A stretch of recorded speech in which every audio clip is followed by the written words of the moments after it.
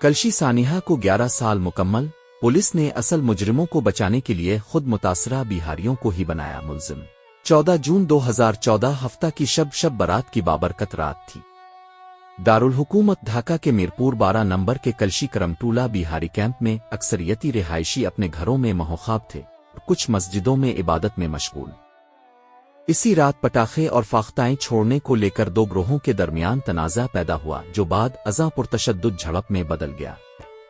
جھڑپ کے دوران اچانک پولیس کی بھاری نفری کیمپ پر چڑھ دوڑی اور بغیر کسی امتیاز کے اندھا دھند فائرنگ شروع کر دی۔ اسی دوران ایک گھر میں آگ بھڑک اٹھی جس میں ایک ہی خاندان کے 9 افراد جھلس کر جاں بحق ہو گئے۔ مزید ایک فرد پولیس کی گولی کا نشانہ بنا، جبکہ 2 دیگر افراد بھی اس آگ کی نظر ہو گئے۔ اس المناک واقعے میں کل 12 بے گناہ اردو بولنے والے بہاری شہید ہو گئے۔ آج 11 برس گزرنے کے باوجود کیمپ کے باسی اس ہولناک رات کو بھلا نہیں پائے۔ اس حوالے سے بنگلہ دیشی بہاری ریہیبلیٹیشن اسمبلی BBRA کے سرپرست اعلیٰ نیاز احمد خان نے کہا کہ اتنے برس بیت جانے کے باوجود آج تک اصل مجرموں کو گرفتار نہیں کیا گیا۔ محض پٹاخوں کی بات پر جھگڑا ہوا تھا، جسے پولیس نہ صرف سنبھالنے میں ناکام رہی بلکہ جان بوجھ کر کیمپ کے نہتے پناہ گزین بہاریوں پر فائرنگ شروع کر دی۔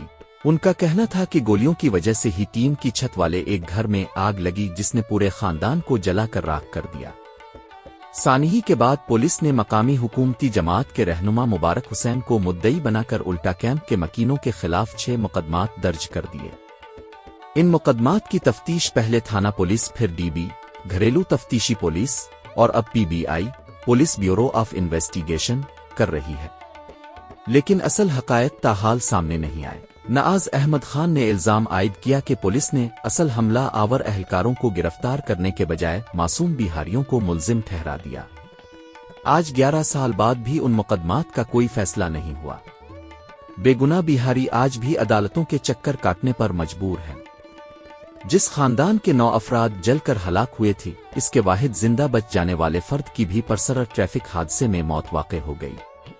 بہار رہنماؤں نے کئی بار احتجاج اور مطالبات کیے کہ تحقیقات کی رپورٹ جاری کی جائے اور اصل قاتلوں کو گرفتار کیا جائے، مگر حکومت وقت فسطائی عوامی لیگ نے آج تک کوئی کارروائی نہیں کی۔